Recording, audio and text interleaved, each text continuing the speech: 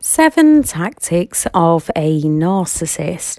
I'm Elizabeth Shaw. Welcome to the channel, which is all about the narcissistic personality disorder, to give you more understanding of what you might have been through throughout your life, how to go no contact if you can't go no contact, how to disarm these kinds of people, and most importantly, how to recover from narcissistic abuse.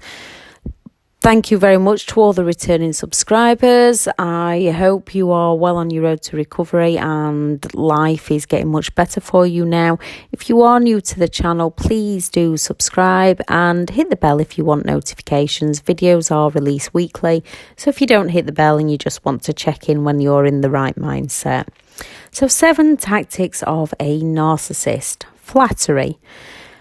A compliment is a polite expression or praise of admiration for another person. Flattery is giving excessive or insincere praise to meet one's own purpose.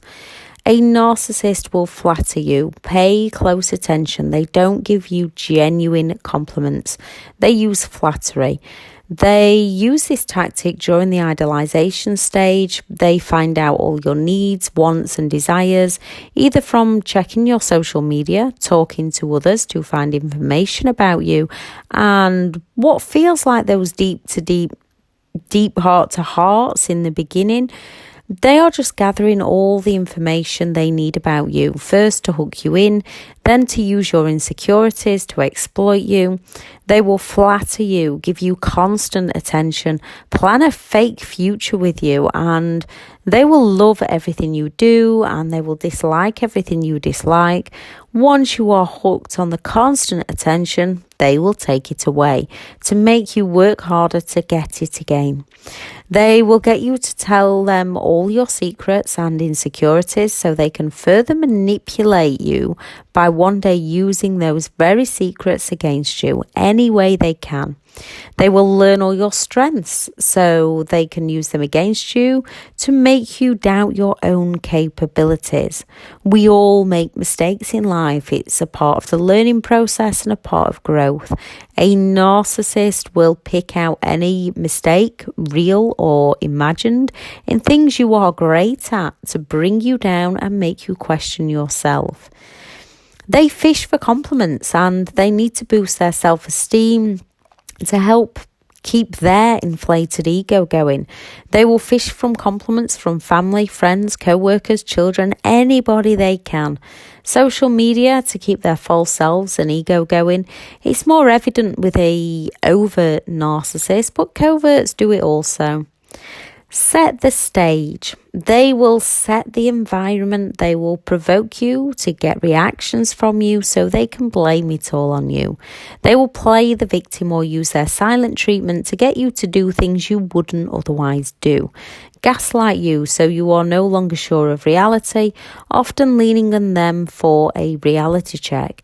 They will create a topic or an atmosphere to provoke other emotional responses. They will triangulate you, play you off against those around you to break down your boundaries or make you feel guilt. They always have a hidden agenda. Sometimes in these situations, you have to keep diaries so you can go back to check events, check your reality. Ask yourself, are these my feelings or are they passing theirs on to me? Triangulation. They will gossip about everybody, often trying to get others to gossip with them so they can go to the other person and let them know all that you said about them. Triangulation is a way to divide and conquer people so others only trust in them and distance themselves from friends that might not have said anything in the first place or reacted to what the narcissist has made up and told them that you said, even though the narcissist was the one who said it. They will also want to gain as much information about others to one day use that against them. They will twist the story so the gossip was all you were the gossiper, even if they were the one doing all the talking. As well as triangulation, they will also use jealousy and A narcissist is extremely envious and jealous of people, so they may go all out complimenting others in front of you, flattering others in front of you, especially about things that you feel insecure about within yourself. If you question them, you'll get the gaslighting phrases of you're insecure, or you're too sensitive, or you're overreacting. They will undermine you in front of others, and they have probably already smeared your name to other people. They use your empathy against you. They will bargain with you and pity play to get you to do things you don't want to or wouldn't normally do. They will make you feel guilty. They may compare you with someone else who has done something to try and break down your boundaries, or say things like, if you loved me, you would, or remember when I did this for you. This is all guilt tripping you and projecting to either make you not feel as good as others, so you conform to their demands, or to make you feel like you owe them. They will guilt trip you in passive aggressive ways to get you to break down your boundaries by the blame shifting, gaslighting, projecting, creating arguments what you should have done or could have done better for them, then blaming it all on you. They will talk you out of doing something or talk you into doing something, and they will make out that they know you better than you know yourself, and explain through manipulation why you should or should not do something. And if it's a strength of yours, they will be telling you that you're not capable. You'd never do that. Are you sure you want to do that? More overt way, just making you question yourself. Or they'll get you to do things you don't want to do, the bargaining method of, if you loved me, you would. Playing the victim. They will play the victim. The covert narcissist more than the overt, but depending on the situation and what they can gain from someone, attention-wise, by playing the victim card, most narcissists will use this tactic at some point. This gets your sympathy and empathy, as you can put yourself in others' shoes. So you want to reach out and protect them and help them any way you can, which will lead you to lose who you indeed are over time. They will then play the victim to others about how crazy you are and how they're doing all they can to help you. False promises. They will promise you things and then not deliver to try and get reactions out of you, for which they can then blame you for your reactions for why they didn't do it.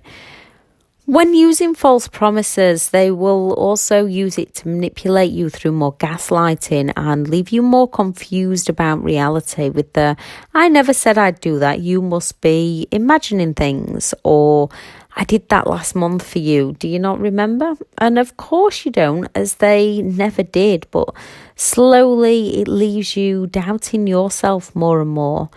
They will promise you dreams of the future so that you work hard to achieve those dreams, and they will not deliver them. Suck you back in, the Hoover, when they try to suck you back in.